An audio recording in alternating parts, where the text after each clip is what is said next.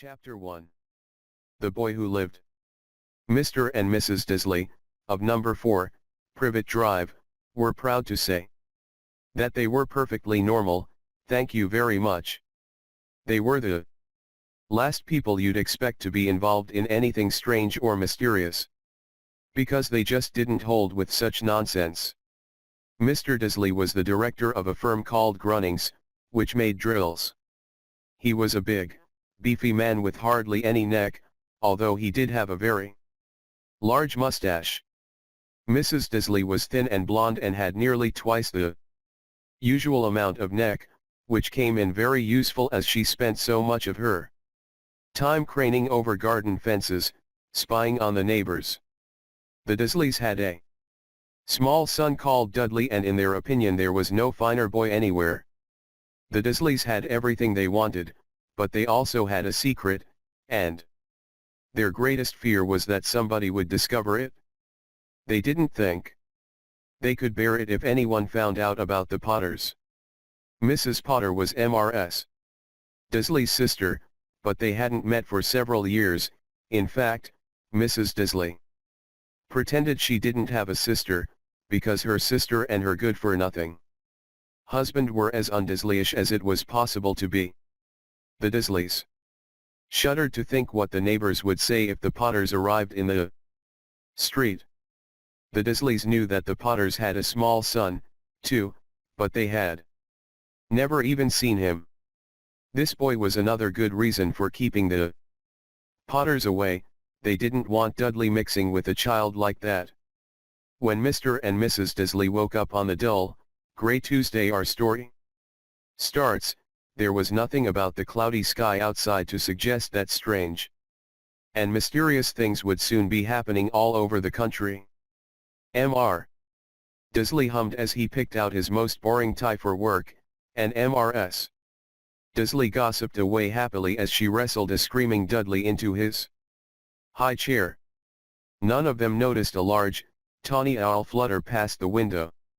At 8:30, Mr. Disley picked up his briefcase, pecked Mrs. Disley on the cheek, and tried to kiss Dudley goodbye but missed, because Dudley was now having a tantrum and throwing his cereal at the walls. "Little tyke," chortled Mr. Disley as he left the house. He got into his car and backed out of number 4's drive. It was on the corner of the street that he noticed the first sign of something peculiar: a cat reading a map. For a second, Mr. Disley didn't realize what he had seen, then he jerked his head around to look again. There was a tabby cat standing on the corner of Privet Drive, but there wasn't a map in sight. What could he have been thinking of? It must have been a trick of the light. Mr. Disley blinked and stared at the cat. It stared back. As Mr. Disley drove around the corner and up the road, he watched the cat in his mirror. It was now reading the sign that said Privet Drive. No, looking at the sign. Cats couldn't read maps or signs. Mr. Disley gave himself a little shake and put the cat out of his mind. As he drove toward town he thought of nothing except a large order of drills he was hoping to get that day.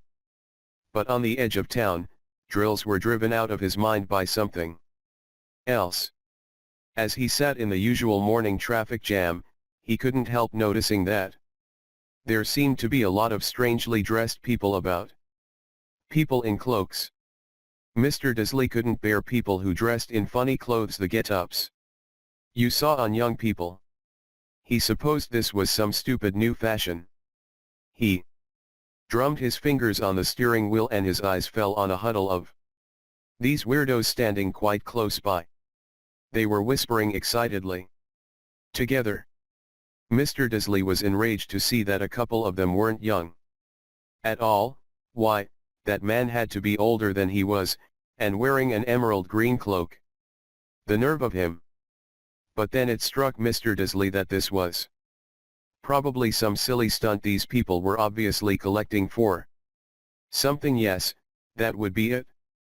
The traffic moved on, and a few minutes later, Mr. Disley arrived in the Grunnings parking lot, his mind back on drills. Mr. Disley always sat with his back to the window in his office on the 9th floor. If he hadn't, he might have found it harder to concentrate on drills. That morning, he didn't see the owls swooping past in broad daylight, though. People down in the street did. They pointed and gazed open-mouthed as owl after owl sped overhead. Most of them had never seen an owl even at nighttime. Mr. Disley, however, had a perfectly normal, owl-free morning. He yelled at 5 different people. He made several important telephone calls. And shouted a bit more. He was in a very good mood until lunchtime, when he thought he'd stretch his legs and walk across the road to buy himself a bun from the bakery. He'd forgotten all about the people in cloaks until he passed a group of them next to the baker's. He eyed them angrily as he passed. He didn't know why, but they made him uneasy. This bunch were whispering excitedly, too. And he couldn't see a single collecting tin. It was on his way back past them, clutching a large donut in a bag, that he caught a few words of what they were saying. The Potters, that's right, that's what I heard. Yes, their son, Harry. Mr. Disley stopped dead. Fear flooded him. He looked back at the whisperers as if he wanted to say something to them, but thought better of it. He dashed back across the road, hurried up to his office, snapped at his secretary not to disturb him, seized his telephone, and had almost finished dialing his home number when he changed his mind. He put the receiver back down and stroked his mustache, thinking no, he was being stupid. Potter wasn't such an unusual name. He was sure there were lots of people called Potter who had a son called Harry. Come to think of it, he wasn't even sure his nephew was called Harry. He'd never even seen the boy. It might have been Harvey or Harold. There was no point in worrying Mrs. Disley. She always got so upset at any mention of her sister. He didn't blame her if he'd had a sister like that, but all the same, those people in cloaks. He found it a lot harder to concentrate on drills that afternoon, and when he left the building at 5 o'clock, he was still so worried that he walked straight into someone just outside the door. Sorry, he grunted, as the tiny old man stumbled and almost fell. It was a few seconds before Mr. Disley realized that the man was wearing a violet cloak. He didn't seem at all upset at being almost knocked to the ground. On the contrary, his face split into a wide smile and he said in a squeaky voice that made passers-by stare, "Don't be sorry, my dear sir, for nothing could upset me today. Rejoice, for you know who has gone at last. Even muggles like yourself should be celebrating this happy, happy day." And the old man hugged Mr. Disley around the middle and walked off. Mr. Disley stood rooted to the spot. He had been hugged by a complete stranger. He also thought he had been called a muggle, whatever that was. He was rattled. He hurried to his car and set off for home, hoping he was imagining things, which he had never hoped before, because he didn't approve of imagination.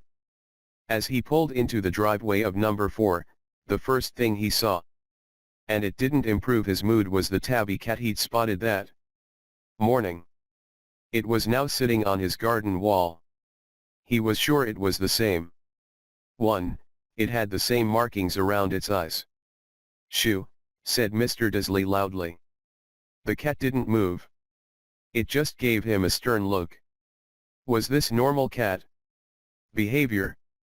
Mr. Disley wondered. Trying to pull himself together, he let himself into the house. He was still determined not to mention anything to his wife.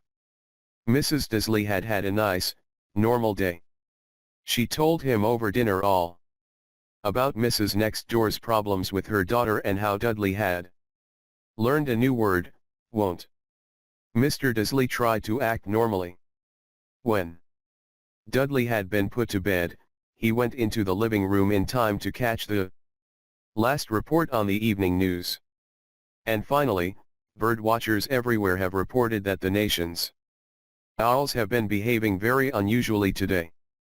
Although owls normally hunt at night and are hardly ever seen in daylight, there have been hundreds of sightings of these birds flying in every direction since sunrise.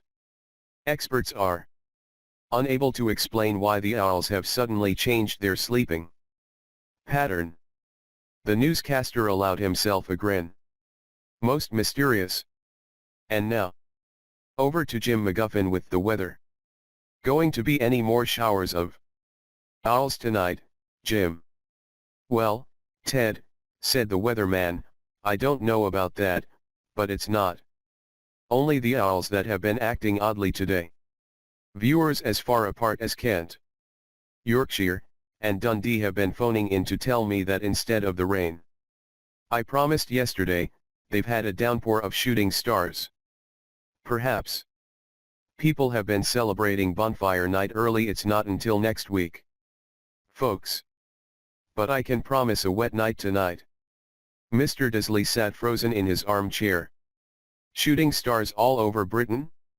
Owls flying by daylight? Mysterious people in cloaks all over the place? And a whisper about the Potters. Mrs. Dursley came into the living room carrying 2 cups of tea. It was no good. He'd have to say something to her. He cleared his throat nervously.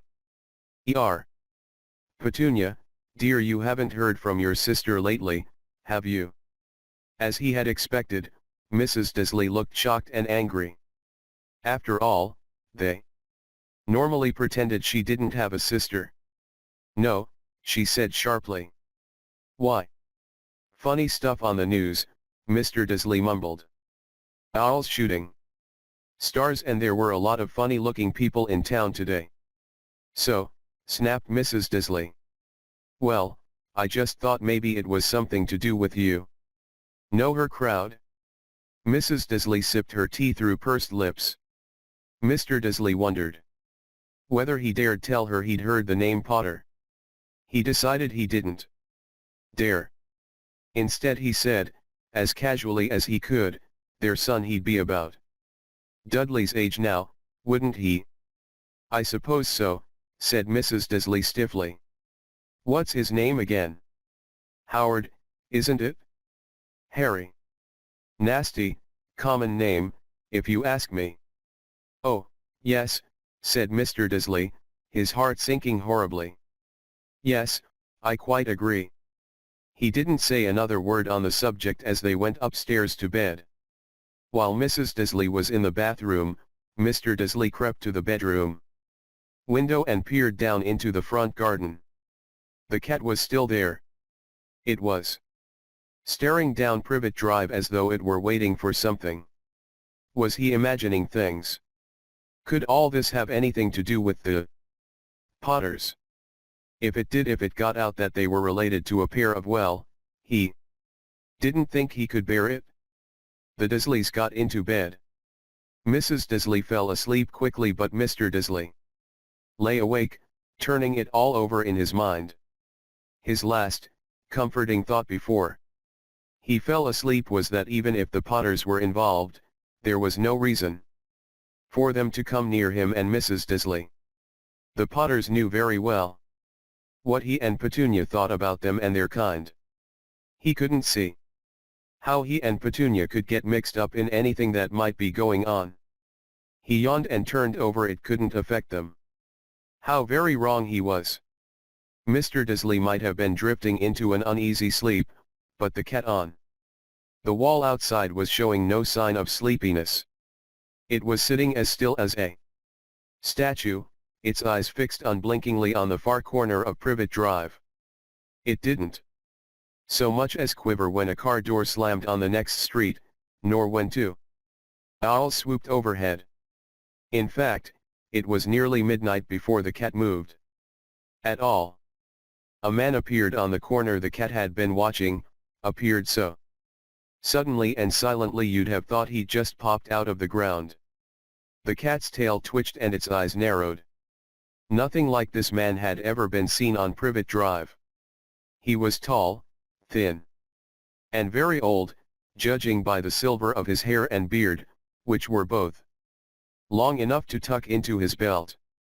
He was wearing long robes, a purple cloak that swept the ground, and high-heeled, buckled boots. His blue eyes were light, bright, and sparkling behind half-moon spectacles, and his nose was very long and crooked, as though it had been broken at least twice. This man's name was Albus Dumbledore. Albus Dumbledore didn't seem to realize that he had just arrived in a street where everything from his name to his boots was unwelcome. He was busy rummaging in his cloak, looking for something. But he did seem to realize he was being watched, because he looked up suddenly at the cat, which was still staring at him from the other end of the street. For some reason, the sight of the cat seemed to amuse him. He chuckled and muttered, "I should have known." He found what he was looking for in his inside pocket. It seemed to be a silver cigarette lighter. He flicked it open, held it up in the air, and clicked it. The nearest street lamp went out with a little pop. He clicked it again. The next lamp flickered into darkness. 12 times he clicked the put-outer, until the only lights left on the whole street were 2 tiny pinpricks in the distance, which were the eyes of the cat watching him. If anyone looked out of their window now, even beady-eyed Mrs. Disley, they wouldn't be able to see anything that was happening down on the pavement. Dumbledore slipped the put-outer back inside his cloak and set off down the street toward number 4, where he sat down on the wall next to the cat. He didn't look at it, but after a moment he spoke to it. "Fancy seeing you here, Professor McGonagall." He turned to smile at the tabby, but it had gone. Instead he was smiling at a rather severe-looking woman who was wearing square glasses exactly the shape of the markings the cat had had around its eyes. She, too, was wearing a cloak, an emerald one. Her black hair was drawn into a tight bun. She looked distinctly ruffled. "How did you know it was me?" she asked. "My dear Professor, I've never seen a cat sit so stiffly." "You'd be stiff if you'd been sitting on a brick wall all day," said Professor McGonagall.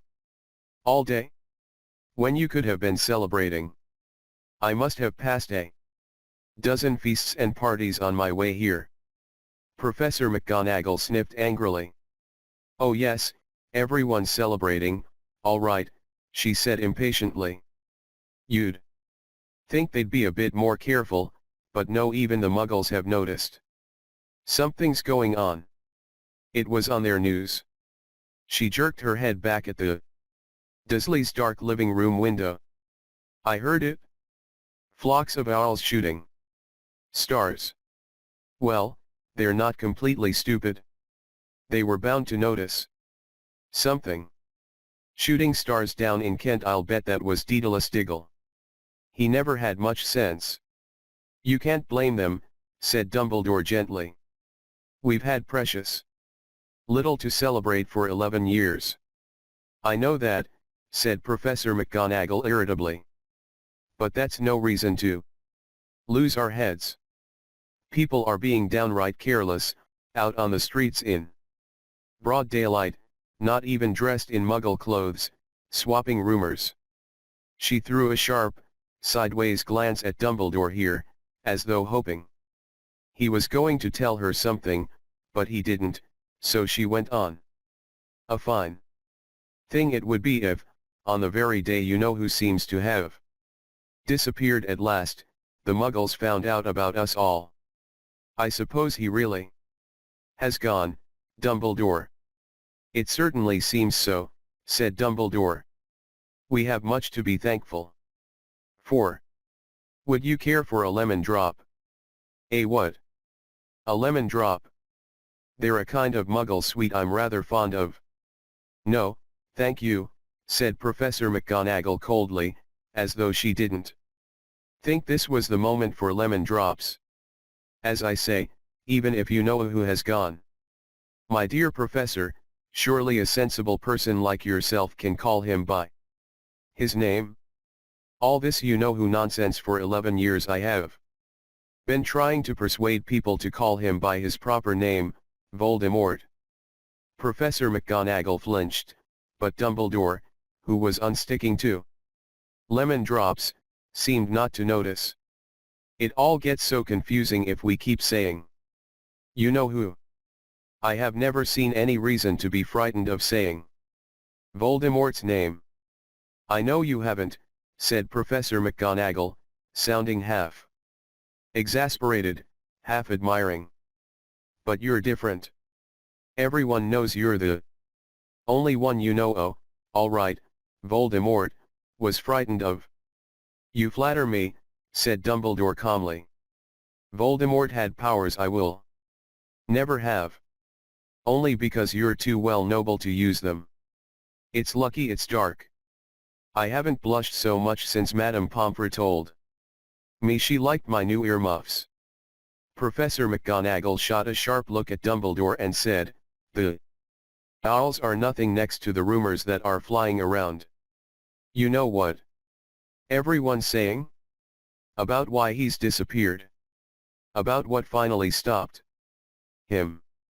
It seemed that Professor McGonagall had reached the point she was most anxious to discuss, the real reason she had been waiting on a cold, hard wall all day, for neither as a cat nor as a woman had she fixed Dumbledore with such a piercing stare as she did now. It was plain that whatever everyone was saying, she was not going to believe it until Dumbledore told her it was true. Dumbledore, however, was choosing another lemon drop and did not answer. What they're saying, she pressed on, is that last night Voldemort turned up in Godric's Hollow. He went to find the Potters. The rumor is that Lily and James Potter are that they're dead. Dumbledore bowed his head. Professor McGonagall gasped. Lily and James the First can't believe it. I didn't want to believe it. Oh, Albus. Dumbledore reached out and patted her on the shoulder. I know, he said heavily. Professor McGonagall's voice trembled as she went on. That's not all. They're saying he tried to kill the Potter's son, Harry. But he couldn't. He couldn't kill that little boy. No one knows why, or how, but they're saying that when he couldn't kill Harry Potter, Voldemort's power somehow broke. And that's why he's gone. Dumbledore nodded glumly. It's true, faltered Professor McGonagall. After all he's done. All the people he's killed, he couldn't kill a little boy. It's just astounding. Of all the things to stop him, but how in the name of heaven did Harry survive? We can only guess, said Dumbledore. We may never know. Professor McGonagall pulled out a lace handkerchief and dabbed at her eyes beneath her spectacles. Dumbledore gave a great sniff as he took a golden watch from his pocket and examined it. It was a very odd watch. It had 12 hands but no numbers.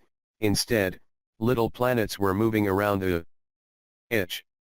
It must have made sense to Dumbledore, though, because he put it back in his pocket and said, Hagrid's late. I suppose it was he who told you I'd be here, by the way. Yes, said Professor McGonagall. And I don't suppose you're going to tell me why you're here, of all places. I've come to bring Harry to his aunt and uncle.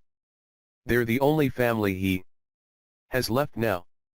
You don't mean you can't mean the people who live here, cried Professor McGonagall, jumping to her feet and pointing at number 4.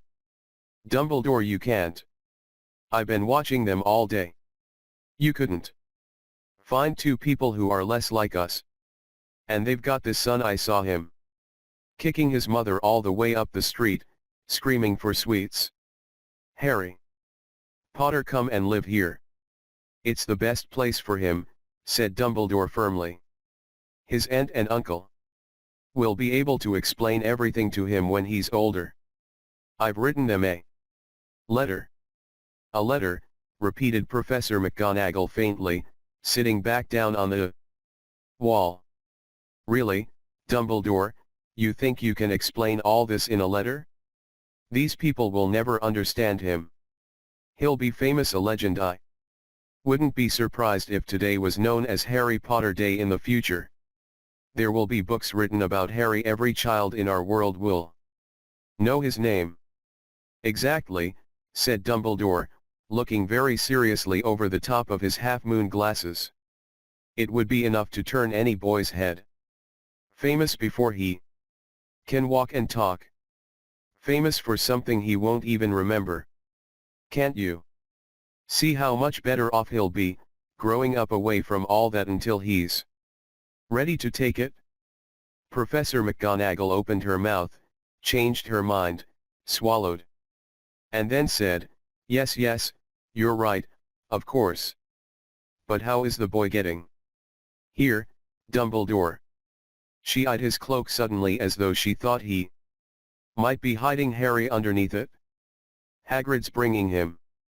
You think it wise to trust Hagrid with something as important as this? I would trust Hagrid with my life, said Dumbledore.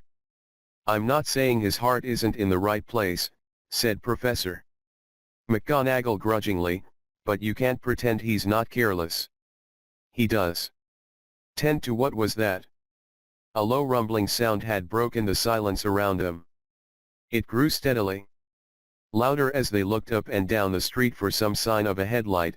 It swelled to a roar as they both looked up at the sky, and a huge motorcycle fell out of the air and landed on the road in front of them. If the motorcycle was huge, it was nothing to the man sitting astride it. He was almost twice as tall as a normal man and at least 5 times as wide. He looked simply too big to be allowed, and so wild long tangles of bushy black hair and beard hid most of his face. He had hands the size of trash can lids, and his feet in their leather boots were like baby dolphins. In his vast, muscular arms he was holding a bundle of blankets. Hagrid, said Dumbledore, sounding relieved. At last. And where did you get that motorcycle? Borrowed it, Professor Dumbledore, sir, said the giant, climbing carefully off the motorcycle as he spoke. Young Sirius Black lent it to me. I've got him, sir. No problems, were there? No, sir. House was almost destroyed, but I got him out all right before the muggles started swarming around. He fell asleep as we was flying over Bristol. Dumbledore and Professor McGonagall bent forward over the bundle of blankets. Inside, just visible, was a baby boy, fast asleep. Under a tuft of jet black hair over his forehead they could see a curiously shaped cut, like a bolt of lightning. Is that where? Whispered Professor McGonagall.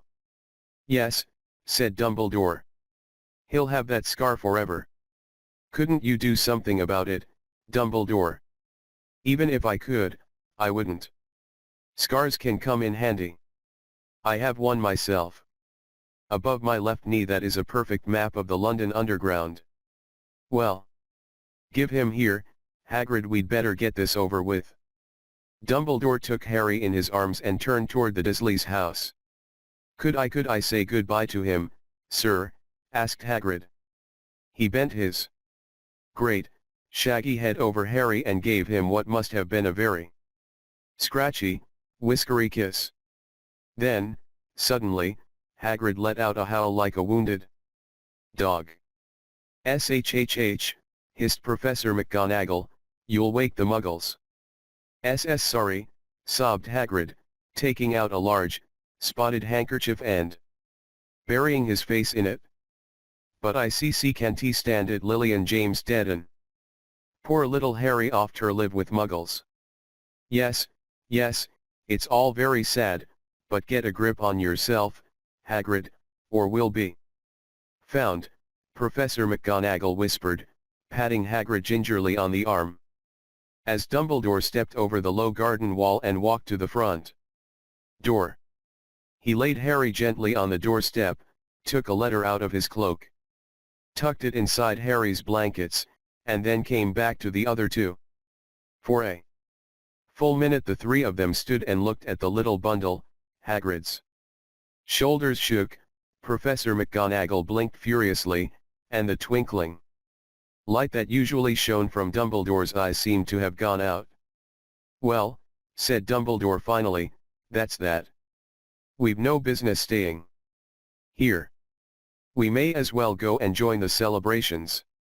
Yeah, said Hagrid in a very muffled voice, I'd best get this bike away. Good night, Professor McGonagall. Professor Dumbledore, sir.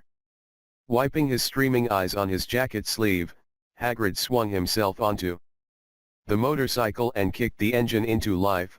With a roar it rose into the air and off into the night.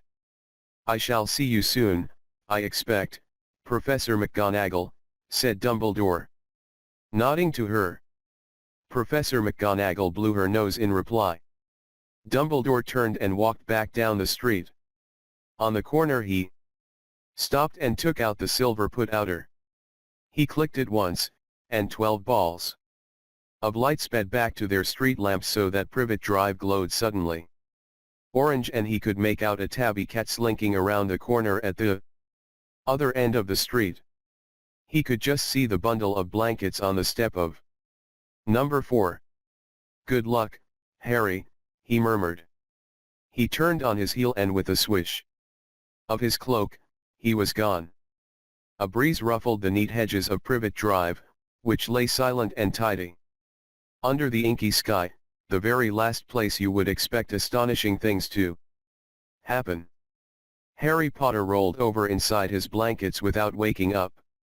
One small hand closed on the letter beside him and he slept on, not knowing he was special, not knowing he was famous, not knowing he would be woken in a few hours' time by Mrs. Dursley's scream as she opened the front door to put out the milk bottles, nor that he would spend the next few weeks being prodded and pinched by his cousin Dudley.